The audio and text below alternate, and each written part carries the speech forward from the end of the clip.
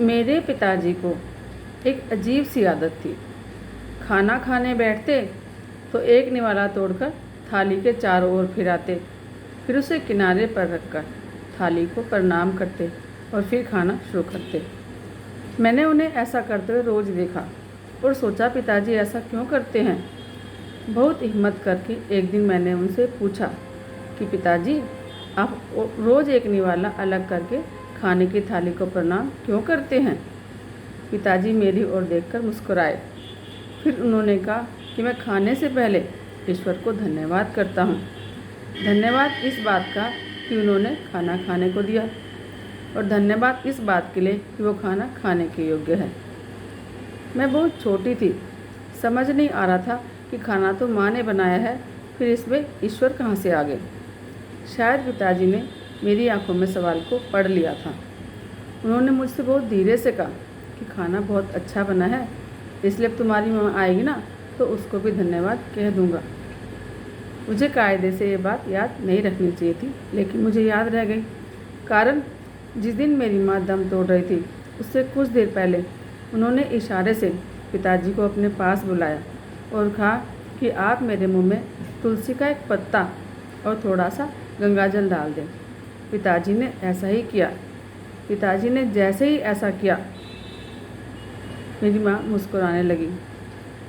उसने दोनों हाथ जोड़े और फुसफुसाते हुए पिताजी को धन्यवाद कहा। माँ जा रही थी। पूरा परिवार माँ के बिस्तर के पास खड़ा था। माँ के चेहरे पर जरा भी शिकन नहीं थी।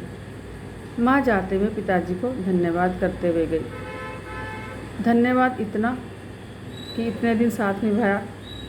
धन्यवाद कैंसर जैसी बीमारी में मेरी सेवा करने के लिए। बहुत गजब था मेरी माँ का संसार। माँ की मृत्यु के बाद जीवन से मेरा मोह भंग हो गया। मेरी समझ में नहीं आ रहा था कि मुझे क्या करना है। मैं बहुत छोटी थी, इतनी छोटी कि मृत्यु का अर्थ भी जानती नहीं थी।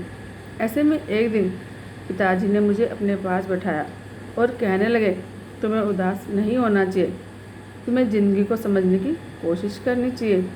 तुम्हें यह समझना चाहिए कि तुम्हारी माँ तुम्हारे साथ इतने वर्षों तक रही। मेरे पिताजी बता रहे थे कि उनके पिताजी की मृत्यु जब हुई जब वे 30 साल के थे।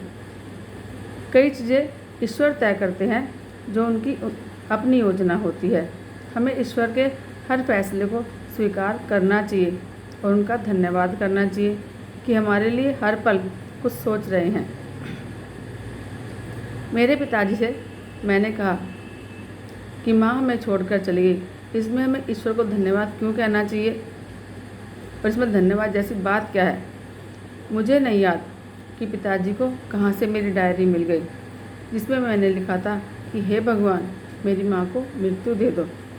पिताजी मुझे डायरी का वो पन्ना दिखलाने लगे और उन्होंने कहा कि माँ को कष्ट से मुक्ति मिल गई, इसलिए तुम्हें ईश्वर का धन्यवाद करना ही चाहिए। इस संसार में बहुत से लोग इस बीमारी से बहुत कष्ट सहते हैं, वो ईश्वर से मृत्यु मांगते हैं। ऐसे में माँ चली गई तो उनका अफसोस तो है, लेकिन जितना भी हो पर तुम्हें ईश्वर का आभार बताना चाहिए कि उनको कष्ट से मुक्ति दिला दी। पिताजी ने मुझे जितना समझाया था उसका निचोड़ इतना ही था कि हमने अपने भीतर धन्यवाद कहने का भाव विकसित करना ही चाहिए। हमें धन्यवाद कहना सीखना ही चाहिए। हम स्वस्थ हैं, हमें दोनों वक्त खाना मिलता है, हमारे सर पर छत है, हमारे पास बहुत सी ऐसी चीज़ें हैं जो बहुत से लोगों के पास नहीं हैं।